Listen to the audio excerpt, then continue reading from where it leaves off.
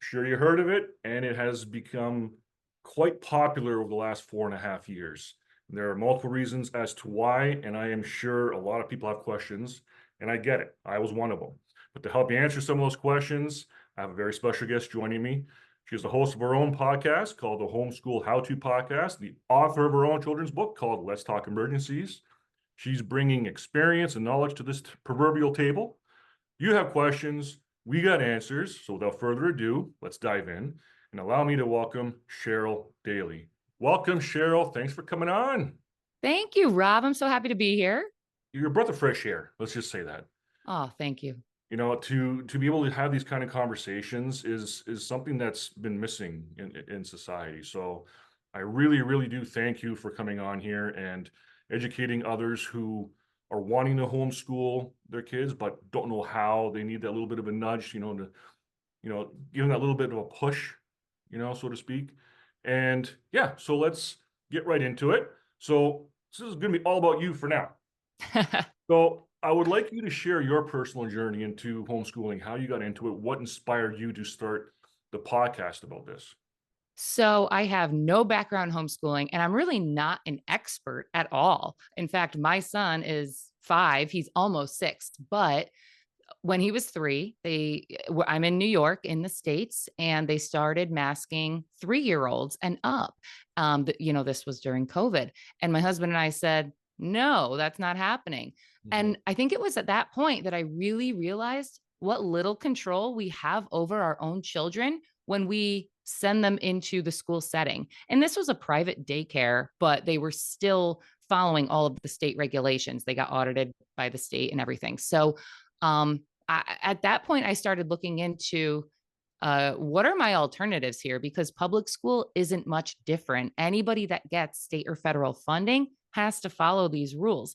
So that was a big eye opener for me. And I was thinking, I don't know that I could homeschool. I don't know how to sew my own clothes. I don't know how to bake bread. What would we do all day? What would this really look like? Everybody thinks homeschoolers are weird, right? We weren't really a weird family. So I didn't think that there would be anywhere that I could fit into this equation. But I started going to homeschool play groups at 3 years old. I mean, they're just play groups, right? But Yeah. all these families were intending to homeschool their children. And so I think being submersed in that, I was like, wow, these people really aren't as weird as they make it out to be. You think of like Amish or something, which now I have a lot of respect for the Amish. I actually want to sit down with them for a week or two and take some notes. Yeah. So I was basically interviewing the other moms and dads in these play groups that I was going to. What does your day-to-day look like? What would you do for curriculum? What do you do for the socialization? That all, fearful, like our kids are going to be recluses, hiding in a basement or something. But I basically one day came home and said to my husband, I've been talking to these homeschooling families around me for a year or so now. I think I'm going to start a podcast about it. And he usually thinks my ideas are not too brilliant and would just cost him money. So but this is the first time he was actually like, that's a really good idea. So I knew I had to go with it before he changed his mind. And at this point, I was home on maternity leave. I've been a government worker for 16 years, which is kind of ironic because of my stance on the government now. But I being a government worker, thinking about that pension when you're 55 or 60, that's all you hear from the day that you start fall into line with that work. It's your pension, your pension, your pension, and a little bit about health benefits, Yeah. So because in the States we have to pay for it, but I know you guys are in Canada, but that's a different We're topic. paying for it differently over here. Yeah, exactly. It's all the same. But so I was like also thinking, I can't leave my job because I can't walk away from a pension. And then it's now 2024. It probably took the last 4 years to really come to terms with, no, you can walk away. You can walk away from a job I was probably making close to 6 figures and then into my pension. Oh my goodness, I would have been set up very comfortable. But sitting in a cubicle every day for the rest of your life, like, I wasted 15 years in a cubicle. Like, Mhm. it's I look at it now and I'm like, thank God I had this realization and I didn't waste another 15 years and then send my kids off to be raised by someone else. And I terms like that are so easy to say, and it sounds like you're putting a negative connotation on anybody that does do it, and I totally get it. That is kind of what we are, um indoctrinated is the term used all the time, but when you really think about it, we are trained to think that that is normal, and it's really really not. Like, to send your kids off, you don't even know them that well anymore when that happens for 40 plus hours a week, and it's all done by design. Like, it is the idea of school and sitting in a cubicle all week are by design. And I know that there are some jobs that you do, like my husband loves his job and he creates things, and he does commercial HVAC. He actually loves what he does. So I get it that there are people, we have to work, right? Some of us have to work. But it's about what you're doing when you are sacrificing that time away from your family. For me, it didn't make sense. And I never even thought about changing my ways until COVID happened. Yeah, and that was the same for us. The vid pandemic was kind of the catalyst and really made things a lot easier for us. They shut the schools down, and then, well, we're gonna do some virtual learning. And our girls, they're 11 and 8 right now, and when they were doing sitting in front of a computer, what's their attention span like? It's like they'll look for what, a minute, and like, okay, look elsewhere now. They're not learning anything. They were not learning at all. And we are programmed to think that school is it. School is the way, is the best education. And it is driven home relentlessly. Like, you have to, you have to, you have to. Right. Now, I don't know what the laws are like in the States when it comes to homeschooling. Do you have to follow a curriculum? Because in Canada, it's a lot more lax. Yeah, they say you gotta let the school system know that you're going to be taking your kids out of the school and be homeschooling them, but more often than not, parents don't do that. So the numbers that they give percentage wise when it comes to, number of homeschoolers within Canada, it, it's not right.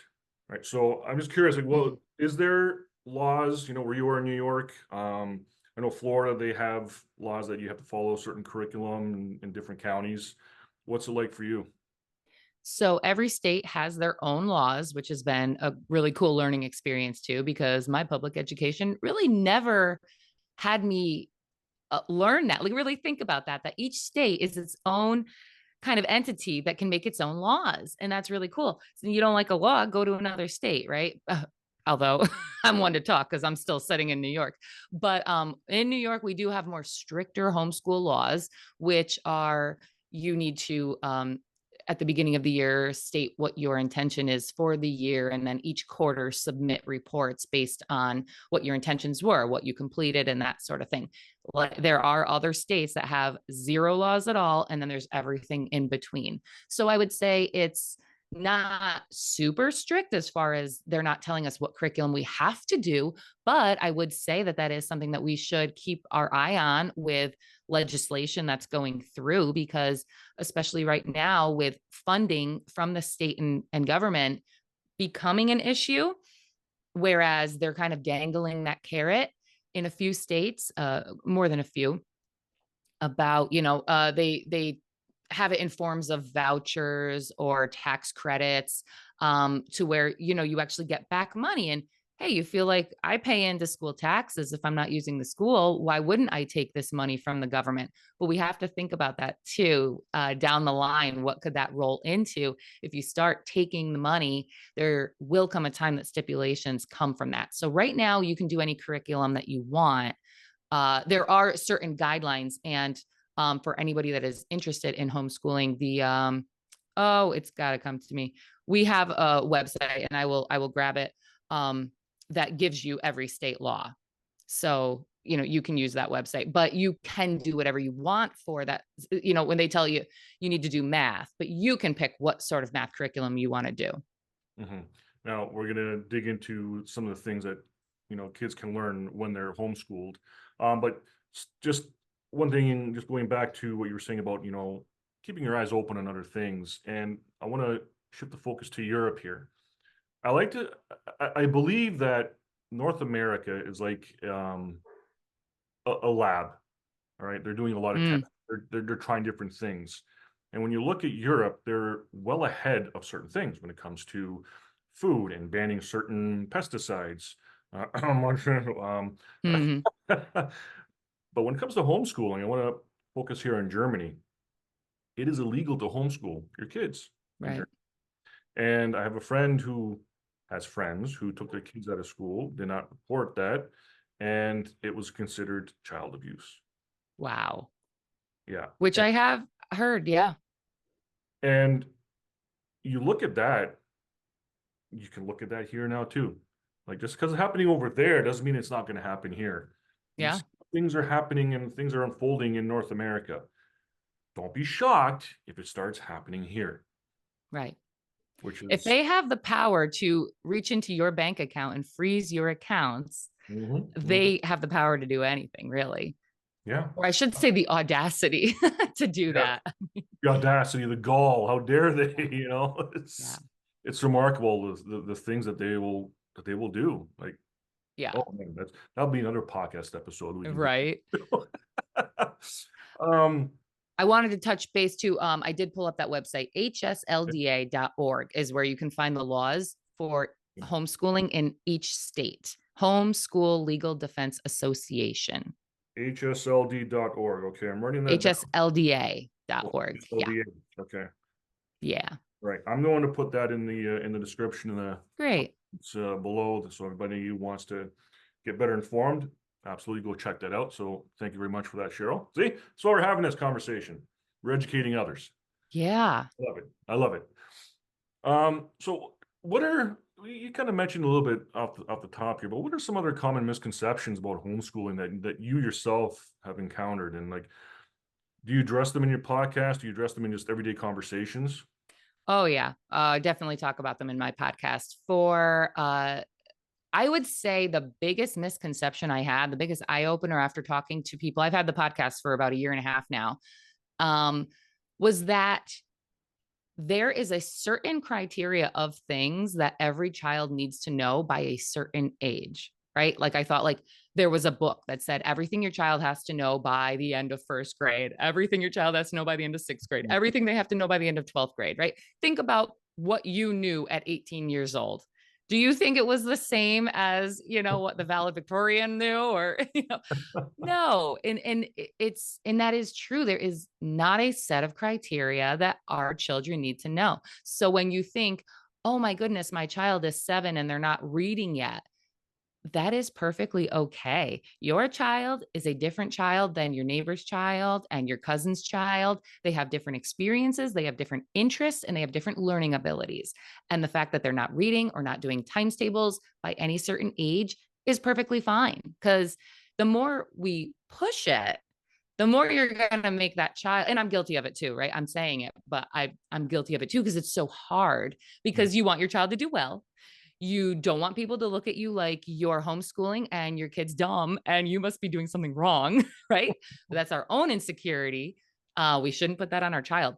But, we want what's best for them too. But at the same time, we have to realize that if they're not ready to read, that's okay. Just keep reading to your child. Let them fall in love with stories. Let that be like a special time for you and your child to bond, to relax together, to, maybe unwind before a nap or after a nap or before bed or first thing in the morning or while they're eating lunch. It doesn't have to be A makes and then, but it also sometimes makes A. And when it does this, that can get so stressful. And their brains are developing at all different rates. So if your child is finding it difficult to learn how to read or to learn how to do certain math or, tell time, it's okay. Because in 6 months from now, they're going to be in a totally different playing field, different level, different maturity, and it might come way easier then. So it's like it is this fine line between you want to challenge them, you don't want them to give up when things get hard, but if it's frustrating them, you don't want to turn them away from things like learning how to read so that they never want to read. right? You don't want it to be this screaming match. And I am guilty of it because it is so easy to do. Why can't you read this? I'm sitting here with you one on one, undivided attention. Why aren't you happy that I'm home with you and you're not at school? I'm doing this, but they don't know any better. A lot of them haven't sat through the classrooms if you've been homeschooling since the beginning. So they just know that this isn't what they want to do. They want to be outside running around, and that's okay. And Let them go outside and run. exactly, that's in their nature. That's what children do. So what we do with our kids, we have a vocabulary software builder. So what that does, it improves their vocabulary at a very young age. So children from the ages of 0 to 7 have what's called a natural learning ability. So that is that window that their minds are like a sponge. They're taking in everything. Yeah. Sorry, I'm saying everything. Everything that you're saying, everything that they're seeing in their environment, everything that they're listening to, they're taking it all in. And it's our job as parents to guide them. So what this tool does, it really helps them with the letters, with the enunciation, how it sounds, and it gives them a better understanding. So as they progress, they'll understand and comprehend a lot more. And we've seen that with our children, like how they're doing, how they're reading now, how they're interacting with other children, and how they're much more emotionally stable. It's remarkable. It's remarkable. Yeah. And I got one other story to tell you about regarding them. But first, I have a quote here from John Taylor Gatto. I don't know if you heard of him. He's I sure have. exactly. I'm sure you have. But one thing here, he says the primary goal of real education is not to deliver facts, but to guide students, to allow them to take responsibility for their lives. Wow. That's important. So to all parents out there, if you feel that there's a lot of pressure on that, you have to show them certain things. No, you don't. You guide them. They're always going to have questions. If they're not asking questions, then there's something wrong. Or Yeah. maybe that's jumping the gun, but they're always going to be asking questions. Yeah. And it's just our job to guide them. So everything in your environment is a learning tool, whatever you're doing. And So that statement right there, I feel like, it's commonly said, and like the old me would say, but how does that apply? Right? How does that apply to the day to day? Like, am I just going to wait around for my kid to ask a question to, okay, this is going to be, unschooling is a big thing right now. So if you're unschooling, do you just wait for them to ask a question and then build a whole week's, learning on that? No, but listen, it comes so naturally, and it's like red cars. You don't notice how many red cars there are till you say, I never see a red car. And then all you see are red cars, sure, right?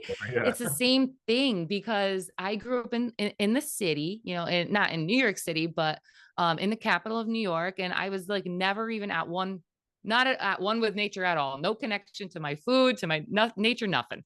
But now that my eyes are kind of open to it, it's like, wow, it's springtime. There's so much going on. And you can just grab, there are these awesome book lists that people have put together, and I'm not about reinventing the wheel, so I just use theirs. The Read Aloud Revival is a fantastic book list.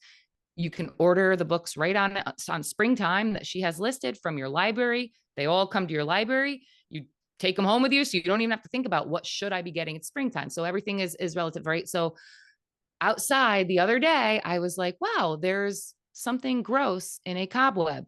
And the old me would have like taken like a boot or a shovel and like whacked it to get it off of the doorway to the garage.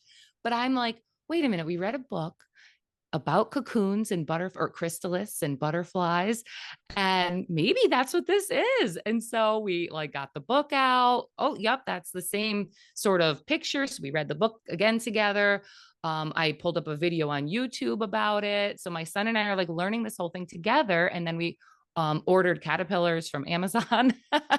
Speaking of being connected to nature, we ordered the caterpillars from Amazon so we can watch it from the very beginning stages. And now we're watching them turn into the chrysalis, which will then turn into butterflies. And it is this whole, it's like he doesn't even realize that this is part of his homeschooling.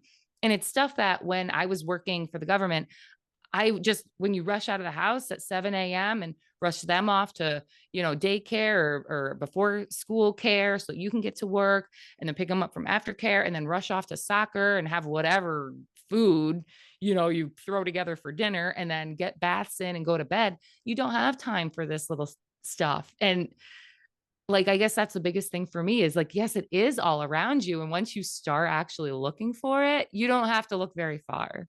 No, you don't. Absolutely not. Like going back to when we pulled our kids out of school, we pulled them out of Montessori, a Mhm. private school. So that says something right there that something was wrong with the education system. They were not getting the real education. So when we pulled them out, there is an adjustment period because this is something new. Like when you brush your teeth with your right hand, try brushing it with your left. It just feels awkward. It's just this is different, you Sure. know? But as time went on, we saw how they were acting. They were asking the questions, like I was saying before, and then the answers just come flowing out. Mhm. It's just, and then there's a day after day. Oh, like you were saying, everything around you is learning. Let's cook. Let's plant. There's birds outside. There's nature. Let's go for a walk. And how does the sun work? What, and I'm finding I'm telling my girls a lot about, the orbit, how the Earth spins, and it's spinning around in an orbit, and just this is how we get different seasons, and it just comes out, and it's great, and you can see how intently how they're listening is like they're really taking it all in. Yeah. And so I want to tell you a quick story, and everybody out there, about our kids and their entrepreneurship Mm. abilities and how they're wanting to start a business. So they've made bracelets. So they make these little bracelets. We get them crafts, these beads and string, and my wife, she helps them all the time. She's a stay-at-home mom, so she's able to be with them all day, and Awesome. she guides them. Different size wrists. Let's make a little a template and have different. Just use your mind. Mhm. Some of these bracelets are beautiful. I wish I had some on hand. I'd show them to you, but like it was just nice to see this coming out. But then they take it a step further. I want to go sell bracelets. Well, before that, it was some family members coming in. Oh, I want to buy one. I want to buy one. So they're getting money now. They're getting $5 here. They're getting $5 American when they were in Florida. And okay, now they're like, I want to make more. So we have a house in Florida. It's on the beach. They set up a table, and in the mornings, a lot of people are going for a walk. And what do? They go out there and they're selling bracelets. Oh, that's cool. They're making money. And one key thing is rejection. Not everybody's going to say yes. To see them get turned down and watch my girls skip back to the table, like, oh, well, let's find somebody else. You're not taught that in school. No, you're so right. It's these little things, the confidence, the communication, ability to talk to adults, have a conversation, handle rejection, starting a business, making money. Now they want to make a website. My girls are 11 and 8, and they want That's to grow. awesome. They want to scale their business. And I'm like, damn, this is awesome. Mhm. Everything in our environment is something that these kids are learning. So if you do make the decision to take your children or child out of school, think of it this way: you're taking them out of a box, putting it in another one. Your mind is still in that other box. You have to take that out and put it in the new box. It will take some time, and Cheryl and I are here for support. If you ever want to speak to us, our contact info will be down below. It all starts with a Absolutely. conversation. We're here to support, we're here to educate others. So to end that off, I love telling that story because these are the little things that you're not going to be taught in school. Yes, and with that, the entrepreneurship, that is not taught, and I guess I never realized that either. It was just you're kinda taught that there's doctors, lawyers, and teachers, right? And they that there are trades, but those are kind of looked down on. You don't wanna be a tradesman, God forbid you know how to, like, make things work. But really, so where does that leave you when you're 18, 17, 18 years old? Oh, okay, well, let's go to college because that's what they're pushing. All the people that are successful, quote unquote, go to college, right? Okay, well, where does that leave you? So you go to college, like for me, this is my experience at least. it's kind of like you're just being shoved along. You don't really, okay, I'm going with the crowd, right? Because I don't want to, be a loser. And then you go and you spend all this money that now you've taken out loans. Well, those are federally backed. So those are paid for with our tax dollars before we even graduate, probably. I don't know the specifics on the date, but this whole thing, at least in the States right now, of getting your student loan debt forgiven, people don't understand that they're already federally backed. So the banks are paid, the school is paid, it's all paid with the tax dollars. And forgiving means that what they'd give the taxpayers back our money? No, I don't think that's going to happen at all. It just means these people don't have to pay it, but it's already been paid. Trust me, the university and the banks are sitting high on in their, leather bound chairs. No, Absolutely. they're not skipping a beat. But so anyway, we graduate and you have what, 50,000, 100,000, $200,000 of debt. And do you really know what you want to do at that time? Because I didn't. My parents were both government workers. So they said, take a civil service exam, take a civil service exam. Well, I didn't want to be like them, but I did it anyway. And lo and behold, at 15 years later, I'm in a government position. But the point is that right now, I mean, I'm lucky enough, I paid off my student loans, but a lot of people still at 40 years old, like I am, have student loan debt. And I had kids later in life, but if you're 25 and you get married and you want kids, you have $100,000 in debt. You don't have the ability anymore to be a stay at home mom if that's what you want to do. I shouldn't say you don't have the ability. It's very hard. And then for your, a man to say, okay, well, I'm going to work and take care of the whole family on my salary. Well, he's got $100,000 of debt. So before you even have a house, you've got $200,000 of debt as a family. And then to say, like, oh, well, you stay home and homeschool the kids, like, I get it. It is hard. And I think that too is all by design, this push for college. So my advice would be for our kids, whether they go to traditional school, which would be public or private school, or you homeschool, think about what your goal is for your child, because it doesn't have to be college. And if it is college, it doesn't have to be a 4-year college. It can be a trade school. And entrepreneurship, they don't need a college degree to own their own business. You can, if your kid goes to public school, there's nothing stopping you from doing some work with them during the summer or in the evenings or on the weekends or on a school break, of doing a little program on how taxes run, how owning a business runs. There's so many programs out there. I can send you one that I had an interview with a couple of women that designed their own program. They are homeschooling parents and they realized there was a need for it. So there are so many resources out there. But again, when you're in like the hustle and bustle of life, you don't think to do this stuff. And I don't think schools do a good job at saying, hey, mom and dad, this is what we are teaching your kids this year. And this is what you're expected to teach them, which is why I wrote my children's book about emergencies, because we live in a world where, I'm sorry, I'm going off on a tangent now, but we live in a world where there are no landline phones anymore, like I grew up with. There's only cell phones, and cell phones lock. So are you talking with your kids regularly? If they don't have a cell phone yet, my kid's 5 and 1, do they know how to call 911 from a locked cell phone if they had to? What if something happened to you? What if you hit your head? What if you had a stroke? What if grandma's watching them and had a stroke? Do they know how to call 911 from her cell phone if it's locked? So anyway, the point is that schools are not telling parents, this is what your responsibility is, this is what our responsibility is, and let's make sure we have a well-rounded kid at the end of the year. So that is part of the problem. If you were to ask a lot of parents out there, what is your child learning in school right now? I can almost guarantee you maybe about 80% will be like, I don't know, math, Shakespeare. That's what I was taught Mm, in school growing up. Like, what's Shakespeare going to do for me? At that time, I didn't think, like, we're so deeply ingrained in the education system that you don't even think outside of the box. yeah, Like, just like you said, yeah, we're told that university and college is the way to get a career, to live your life, and be in debt until who knows how old you are, when you get out of it.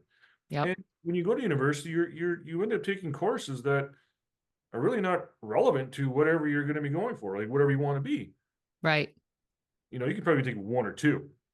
if that, and then you can probably do that at home. You don't have to go and pay those hundreds of thousands of dollars for that education. Yeah, you can learn everything mostly online these days or teach yourself. So the idea of a 4-year school is pretty crazy unless you are in something that needs, I couldn't even name something right now because by the time you're done with these 4 or 6 or 8 years of university, there's so much technology that has been developed since that that knowledge is kind of irrelevant anyways. You're pretty much you need on the job training. Yeah, exactly. And you look at all those jobs, like a doctor, a lawyer, I don't know, tax accountant. If you have a conversation with a lot of these professionals, a lot of it is just vocabulary. Yeah. You don't understand it because it's not in you. When I say in Yeah. you, you're not understanding or comprehending what they're saying. But imagine if you did understand what they're saying. Yeah, you can be a lawyer. And I'm not saying, understand vocabulary, you can be a doctor, go ahead, perform surgery. No, there is practical application that you gotta do first before you continue, right? Yeah. But it is funny when you look at, the doctors today, you hear a lot of them talk about if they're asked how much time did you spend learning about vaccines, they'll tell you less than a day. And that's something so crazy when you think of, okay, we're going to give them to everybody, we're even going to mandate laws on them, but we're not going to teach you why you're doing it, what the ingredients are, or anything about the safety studies. So what are you learning in school? And a lot of surgeries today are done laparoscopically, so a computer's there doing them. Even pilots, planes are flown on autopilot a lot of times. So it's like, what are they doing in school for that many years? Like, can we condense it a little bit? Can we? So, which leads me to think it's all by design. We want you busy for 4, 6, 8 years after you graduate. We want you in debt. There's got to be a higher design to all of it. Absolutely. Like you have your focus in school, like 7 years for a doctor. Your mind is in that section of the system, and you cannot think about anything else. Hmm. Everything else can be happening. You're oblivious to it because your mind is over here. Same thing with sports. You look at sports. When the emperor was in the bad graces of his people, what did he do? He had gladiators fighting each other in the Colosseum. Hmm. But he was focusing on that, and they're all happy. They're Free excited. food. Yes, they'd give them free food and keep them entertained and fat and happy. And I think about that a lot. The gladiator time. I think the Tuttle twins have a cool book where they reference it as well. I think it's their book on homeschooling. Yeah, they have.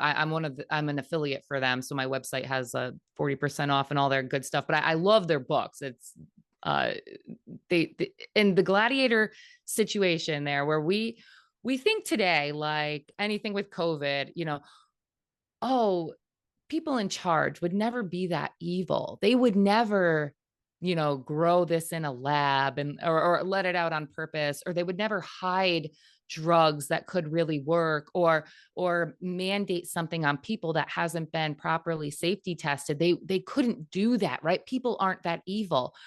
But you think about the gladiator times, and it's we were making them fight to the death for Yep. our entertainment. What do you think has changed in people? And I'm not saying all people, I'm saying people in charge. What do you think has changed with people in charge and people of power? They're nothing. They will dangle that little carrot to, make it look like they're doing something good, but in Mhm. reality, think for yourself. Critical thinking. We don't talk a lot about critically thinking for yourself, and that's one thing here. But okay, you want to start triggering some people? If we haven't already, then I would say they're good. That was just the appetizer. Now we'll get into meat potatoes here. So when it comes to homeschooling, a lot of parents are worried about the social aspect of it. Sure. Now, yeah, that was our concern too. But seeing how our kids now, like they can sit down with you and have a conversation about things that are happening, around Mhm. them. They love horses. They'll educate you on horseback riding, and they'll mention words to you that you might not understand. That they say it to me and I don't get it, but it's they meet people through just daily interaction, right? Mhm. So you throw that social issue out the window. So now being at home, we can see what's happening and how they're interacting daily. In school, we talk about the agenda. You know what agenda I'm talking about? Mhm. Gender agenda. Yeah, they're confusing kids that are already confused. Exactly. And this goes back to my point. If you ask a parent what their children are learning in school, they can't give you an answer because they don't know. By So design, yeah. a lot of children go with the flow because if they go, against the cliques in school, they'll get bullied, they'll get beat up on. And I see all these videos on X or Twitter, whatever you want to call it, about these kids getting beaten up and bullied, and people are standing around their fucking phones. I'll swear, their their fucking phones, Yeah. recording this and going, "Oh, look at that! She got this." Is that what society has come to? Is this the social aspect that you're talking about that your kids are getting in school? Yeah. So a few things on that. One, yes, I think that the socialization is a fear tactic because they don't want you homeschooling your children. So I have seen even in kids shows, and because of my podcast, parents will reach out to me and just say, "Hey, did you ever hear of this show? My kid was watching it." And one was that it was like a cartoon type of show, but the mother was jealous of her daughter, and something where they put like a she said, "If you don't stop that, I'm going to homeschool you." And it was just a very weird dynamic, and they were just putting homeschool in a bad connotation. But that's mostly our thinking of homeschool comes from media, right? Because how many people do you know that homeschool? Like I grew up in the 90s and 2000s. Like there just weren't many, and you know, again, the red cars, you don't see them when you're not looking for them. So Hmm. of course you think they're weird. But let me ask you this. Do you think the elites are sending their kids to public school? Do you think the elites are even sending their kids to a private school? No. Where do they? No, they've got their own situation going on. And homeschooling does not need to look like, okay, everybody's up at 7 a.m. and we're all going to bake our muffins and we're going to sit around and read. And, you know, that's lovely. That is fantastic. If that is what yours looks like and that's how you want it to look like, that's so cool. But it doesn't have to be that way. Like, I'll just tell you, for me, this is what my day looks like. I get up around between 5 and 6, and I try to work on my podcast. My daughter always wakes up. So I got to try to get her back to sleep. And we're just going back and forth on that. Me trying to keep her to sleep for as long as possible. My 5-year-old, he'll wake up around 8:30, 9:30. Okay, well, if I'm not done working on my podcast, they will watch a little bit of TV until I'm ready, and then we'll go make breakfast. I try to have it something healthy, so we'll try to make eggs. We've got chickens here, and I did learn how to make sourdough bread, so that's kind of cool. So I'll try to give them like toast and eggs. Sometimes I'll have a cereal, whatever, and then there's usually something going on. So there's play groups that meet in the area. Some are called co-ops, some are not. We've done a co-op.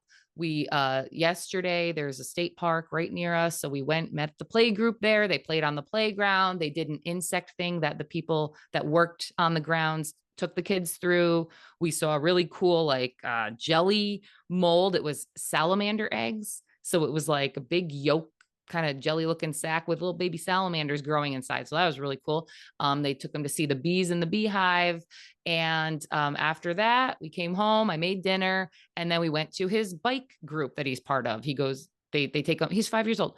They go mountain biking. But so I take him to the park. I played with my 1-year-old, and he went off for an hour and a half on these bike trails with other parents that are, that know how to do that sort of thing.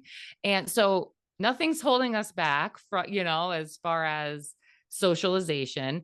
And today, because we were busy doing all that, I was like, let's do a little bit of math, a little bit of reading. He was getting frustrated with it. I was like, all right, do you want to stop doing this? Do you want to, no, I want to keep going. So, okay. So he did that. And now him and my daughter are down in the basement with my mother, who hopefully they're all still alive down there. But while I record this podcast, so it's like, and then I'm going to a concert tonight with my husband. And normally I would teach Zumba on Wednesday nights. So like it is not this like Quaker lifestyle that they make you think it is. It can be if you want it to, but it doesn't have to be. It can just be normal people that just don't go to school during the day. But Yeah, like everything else is as normal. exactly. No, it's whatever you make it. Right. Like my kids wake up, we do it's called Tutor, that software. We do that in the morning. They do a little bit of math on the computer. We read together as a family, and they'll make breakfast. They do a little bit of play to have a little bit of playtime. They play with their horses. So what they have is what's called a horse farm.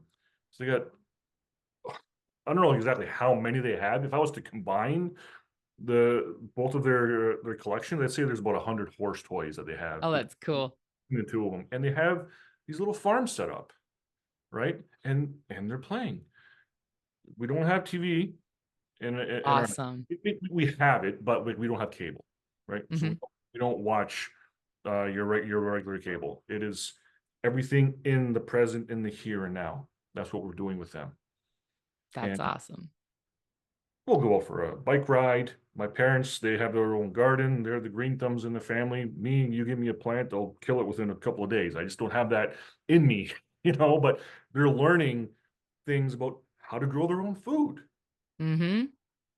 Again, is this something that kids are learning in school that they can use down the road when they become adults? Yeah. I'll give you one quick story. Yeah. I was told by a friend of mine that in one of the schools, they have a litter box in the classroom because one of the kids identifies as a cat. This isn't no word of a lie. This is true. Yeah. It's here in the States too. Yeah. What is that saying to the other kids in the classroom? Like, you want to say something, but you can't. But if you do, you're going to be canceled. You're going to be yelled. You're going to get bullied. You're going to be, ostracized. And then what's that going to do to that child moving forward? Lack of Hmm. confidence. They'll become a recluse. They don't want to talk, an introvert, and they're just like, what is it? What's it like? Seriously, what's that going to do? They're not Well, going to. yeah, and it's training you not to speak up. It's training you to just fall in line.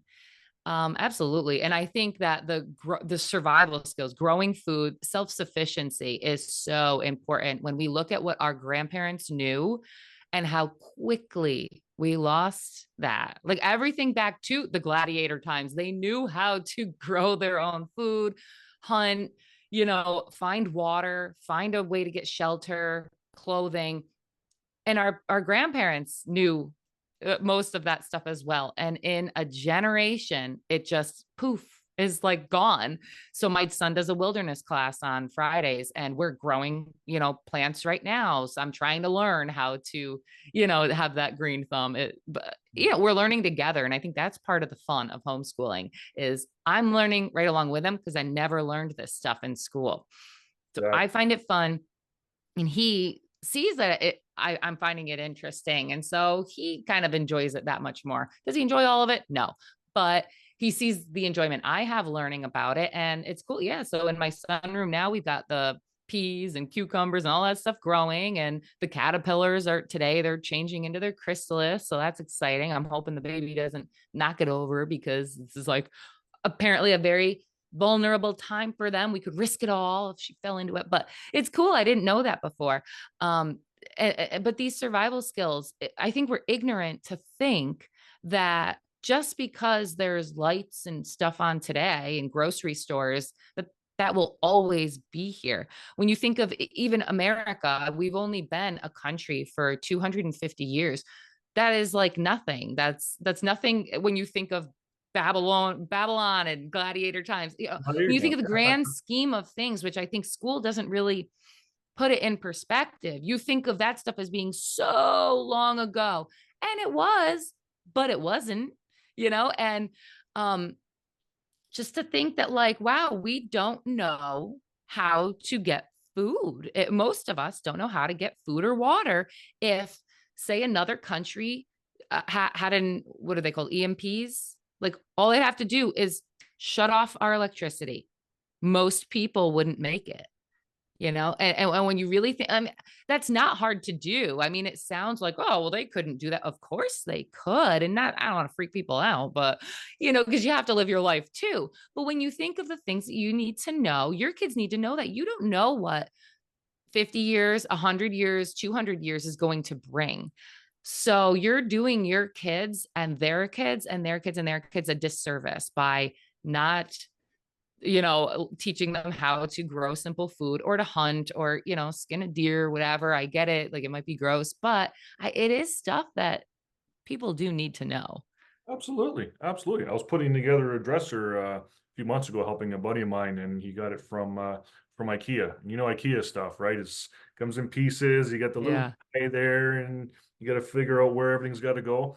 My daughter was right there beside me, Oh, looking at the instructions, and with their finger, look, okay, this goes here, hammer in hand, screwdriver in hand.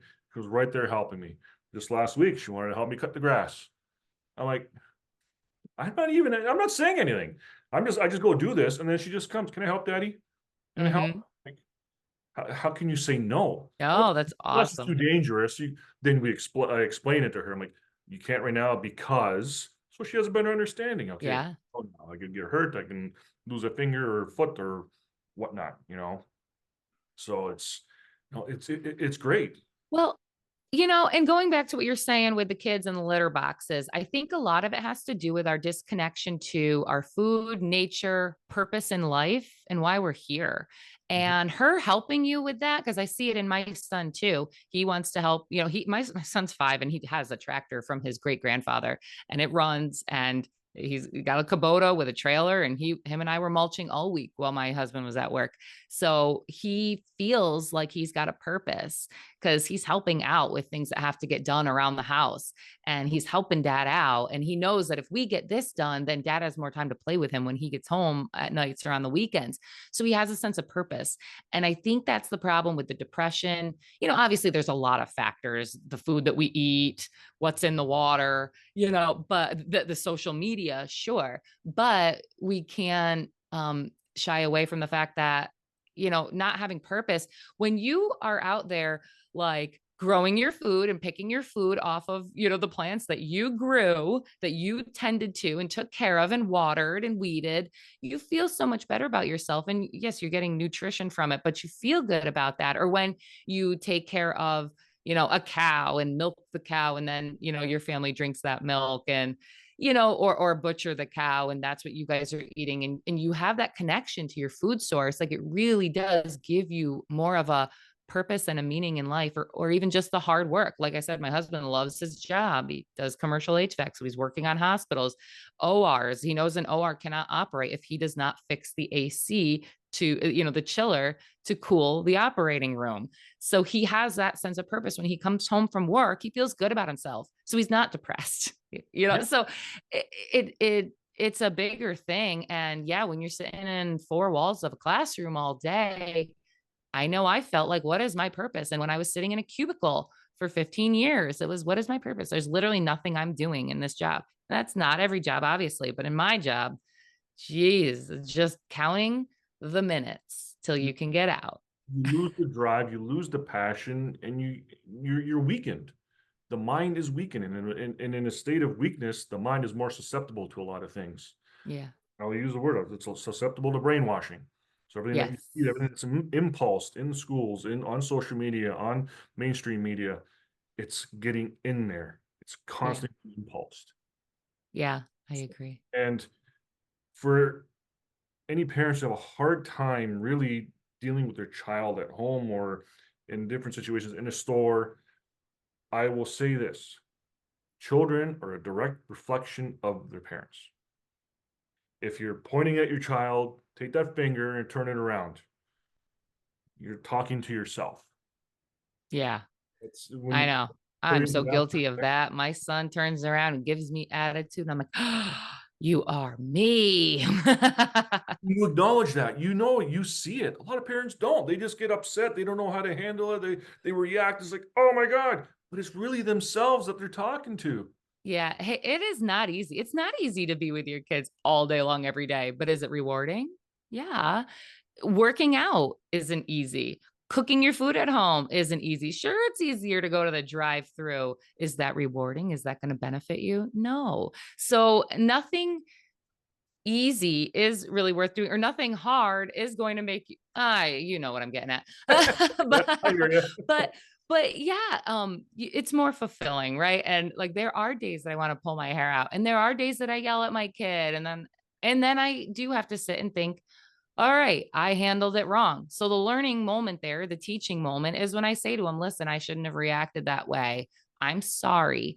And, let's figure out a different way. So next time when I want to get through a curriculum and you don't, let's figure out how we're going to handle it because this isn't working. And yeah, we're all guilty of it. I assume you have to be a saint if you never yelled at your kids, but, it's you're still learning. Just because you're the adult doesn't mean you have it all figured out. I'm learning right along with my kid, the school stuff and the social stuff, right? Because I don't think our parents were real in tune with all that. So, I'm not saying like, oh, you can never yell at your kid because that, sometimes they need it. But, I realize that uh, a little self-reflection is a good thing.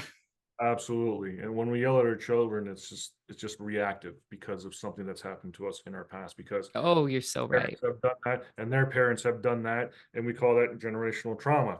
But it's us now where we stop that, and it's like, okay, here we are to guide them and educate them. Yes, we will raise our voices at times, but in those moments, we stop, take a breath, and okay, what am I seeing now within myself? I was like this before. There was a moment where I did that with my eldest daughter, and she locked the door in her bedroom. And I'm knocking, and I'm still, intense. And my youngest comes up and just gives me a tug, and she's like, "Daddy, you don't have to yell. You can just talk."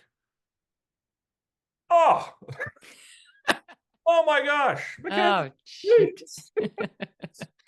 So right. And yeah, I took a deep breath. I took a step back, really looked within myself, and I had a nice 20-minute, half-hour conversation with my oldest daughter as to why I reacted and how I'm fixing that. And I don't want her doing that, Mhm. explanation and guidance. Mhm. That is so important, especially when it comes to homeschooling. Guiding your child, that is very, very important. Yeah. Absolutely. They're not getting the guidance in school. They're just sit down, you gotta go to the washroom, raise your hand, answer a question, ask a question, raise your hand, and do not talk. It's all grooming. It's Exactly. grooming you to sit in a cubicle and don't ask questions. Just do your work. Um, you know, I know we're closing up here, but to round it out too, the history of education, when you look at it, you mentioned John Taylor Gatto. He was very big into, so he was a teacher in New York City. He won the Teacher of the Year award. And the year he won that, he quit and became an advocate for homeschooling and wrote books like Dumbing Us Down and Weapons of Mass Instruction, which are phenomenal. And but when you think even back further, the Rockefellers started investing in the public school system in the early 1900s because they wanted workers that could smart enough to follow direction, but too dumb to ask questions. So when you think about that, is that what you want for your child? No, of course, nobody wants that for their child. No, Does it mean everyone's going to pull their kid and homeschool them? No, obviously that's not feasible. But just have that mindset. What is your goal for your child, whether they're homeschooled or not? And how can you guide them with the resources that you do have? And what changes can you make? Yeah, they might seem outlandish, like leaving a pension, but crazier things have happened. And if it makes you happy and makes your family a more well-rounded and happy family with purpose, then why not? What's the worst that could happen? exactly, exactly.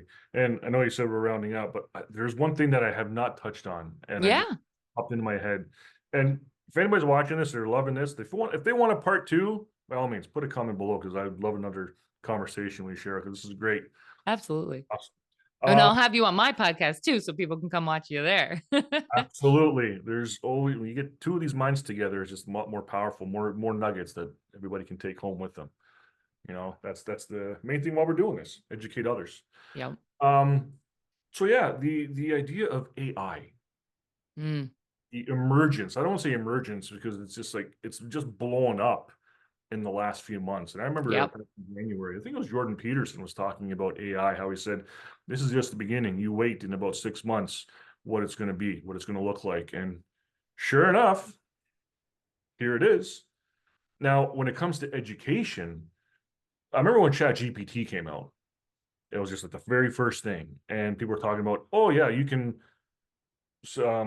you can have it, pretty much analyze a book and write a book report on it without plagiarizing. If you give it the right prompts, it can do that for you. What is that going to do now moving forward for these children who really want to educate themselves? They just want, oh, you know what? I want to go party right now and hang out and do some TikTok dances. But create an essay 5 pages long, 1,000 words about, I don't know, photosynthesis or something like that. Hmm. Spits it out, boom, done. Adios. What do they learn?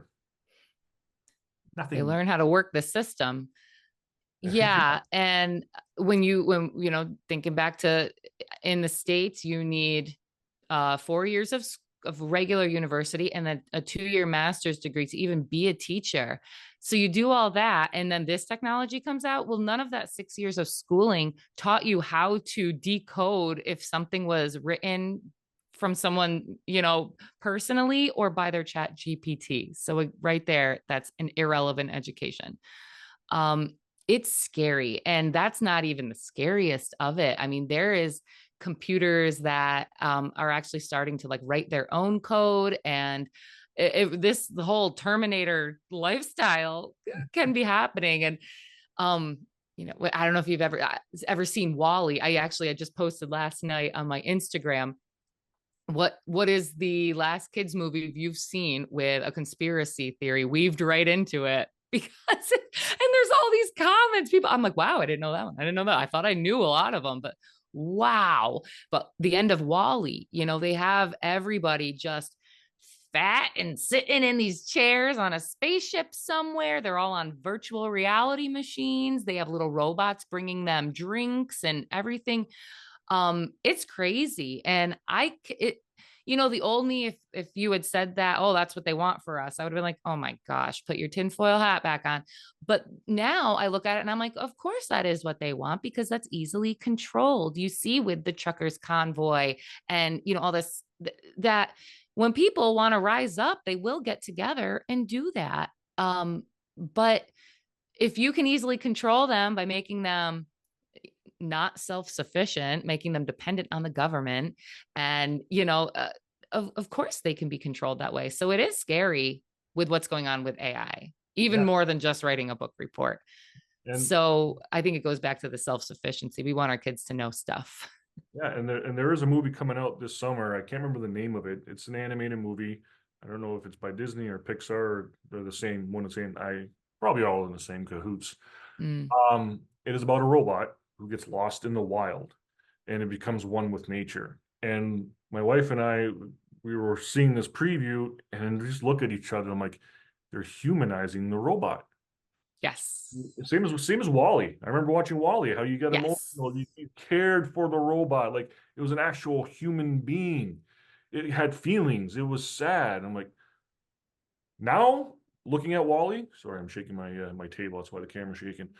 Now you look at Wally, you're just like, wow, we're Yeah. meant to love these robots. You know, Yeah, I saw a couple of videos where they had one with a baby, and the baby was like reacting to the human. So it was the code was written to have reactions to how you were talking to the baby, and the baby was sad, and so then you provoke these emotions. And just when you think about the gender thing going on in the schools, and on social media and regular media, uh it all is intertwined. I haven't really wrapped my head around the big picture of it, but it is this whole like, stop procreating, stop making families, because when you have a family unit, a strong family unit, you are more likely to revolt against a government that is pushing things that you don't agree with. When you are kind of a loner and like, oh, I don't know what gender I am, I'm confused, because most kids are confused in their life about just that what is my purpose? Why am I here? Oh, I look, I don't look as good as that girl or this girl, this guy's more athletic, whatever. We all go through that. It probably takes till you're in your 40s where you actually are comfortable. So if we just let kids know that, like, hey, everyone has an awkward stage and it lasts a couple of decades, you'll be fine. Yeah. Sure, there's a couple people that have. My dad had severe mental illness, but I still think if he were alive now, we would laugh at this and be like, "What in the heck?" But so it's, I think it is all by design. It's putting when at kids at a vulnerable stage, confused stage, putting this stuff in their heads. And like you said, well, I don't want to be part of the clique, so I'm going to join this clique. And it is all to unravel that strong family unit. And China did this before they became communist. They started making a genderless society. And when you don't have a strong family that you are looking to protect, and looking for that's your purpose in life, is to protect your family, you then look to the government for what is my purpose, and then the government tells you what your purpose is, and then so it falls. Yeah, yeah. It's happening right in front of our faces. It's, Mm, it's not being hidden. It's like right here. I don't know. Does it have to hit you, run you over? Like this stuff is happening right now. And for anybody to say, "Oh no, it's not," you need some serious education, and all real education begins in the home. yeah. I'll say that again. All real education begins in the home. I don't think anybody can argue that statement. Yeah, I agree. Parents. So, to end off here, I would like you to talk a little bit about your book. Let's end on a high here, not doom and gloom. Let's Yeah. let's talk emergency. What's it all about? And Well, like I mentioned before, we don't have landline phones anymore, right? That's what I knew to go to if, the house is on fire or something, you go. But yeah, and even we're in kind of an era where you don't think to go to your neighbor anymore. So I really just wanted something that it's in rhyme. And I know as I was working with my son on like, what is mommy's phone number? What is our address? I was thinking, gee, this isn't really it's in a couple curriculums, like you touch on it, but I think it has to be more solidified on a routine basis, whether that's nightly, weekly, monthly, or whatever. I wanted something that was a book that you could just have out for nightly reading. It's fun because the little sister is doing something mischievous in the background, always kind of making an emergency as the parents are teaching their son how to handle an emergency, how to call 911 from a locked cell phone. I kind of touch a little bit in there on, not keeping secrets. If somebody were to tell you something, a secret should never make you hurt, sad, or scared. So if it does, you have to tell someone, kind of along. And I actually got into with the internet as well. You cannot believe people on the internet. So it's kind of written in a way where it doesn't go into a lot of depth, but it allows the conversation for a parent to then say to their kid, do what we're talking about here? And, because even when you think about like, the pedophilia and that stuff, like we think of these like men lurking in the shadows, and it really doesn't have to be all that, that it doesn't, it's not always like that, right? It could be your kid is at a friend's house and there are older kids there, or your kid's at a friend's house and something was happened to that friend, maybe by an older sibling, right? So it's like in where kids, it's like from an innocent place, I guess. Just the we're not having the conversations over what's appropriate, what's not. So that was my hope with some of the pages on that subject, is that it allows for that conversation to open up, the dialogue to open up between a parent and a child. So it's for like the age 4 to 8 category. It talks about, how to distinguish a 6 from a 9, so that when we call 911, I know for my son, he was always getting them confused. Different things, safety around water. So just little things, how to properly wear a seatbelt. I knew somebody whose son, passed away in a car accident because he had the seatbelt in the booster tucked under his arm, which we tend to do because it's more comfortable than at our neck. But there's a reason why it should be over our chest. And, so just to kind of, he didn't know, the father didn't had it had never been presented to him. So he didn't know to make sure the kid always has it that way. So it was just more like practical things that, again, we send our kid to school and we assume they're learning everything that they need to learn, but that conversation is never being had between the teacher and the parent saying, I'm going to teach this, you teach that, and together we're going to make a well-rounded, safe kid. Right. So that was my intention with this book. It's for kids that are homeschooled or that go to school, just proper safety stuff. And I'm creating an activity book along with it so that they can kind of reinforce the stuff that they learned. And my illustrator is putting in a 9, a 1, and a 1 hidden on every illustration. So kids can kind of have fun finding them in the pictures. So yeah, it's been like fun. I started writing a memoir a long time ago and never got that finished. So I thought a children's book would be an easier feat to accomplish, but it's not. But it's been a learning experience. It's been fun. Awesome. That's something that I've been wanting to do as well. But I like, okay, what can I talk about that can be really educational, that can really educate children? And still, the wheels are still turning in here. Yeah. Cuckoo, no, but wheels are still turning. Hey, No, be careful. AI will write it for you if you wait too long. no, that's awesome that you did that. And again, access to your book, I will put a link in the description as well. So if you are Awesome. Yeah. I'm just taking email addresses now. It'll be released. I'm hoping for June, but I think that that might be a little close. So it'll be hopefully this summer. So, but you can sign up to send me your email and get 10% off of the book. Might even be 15%. And when the book is out, I'll send you an email with the coupon code. awesome, awesome. Cheryl, thank you so much for coming on. And we really only scratched the surface. Yeah.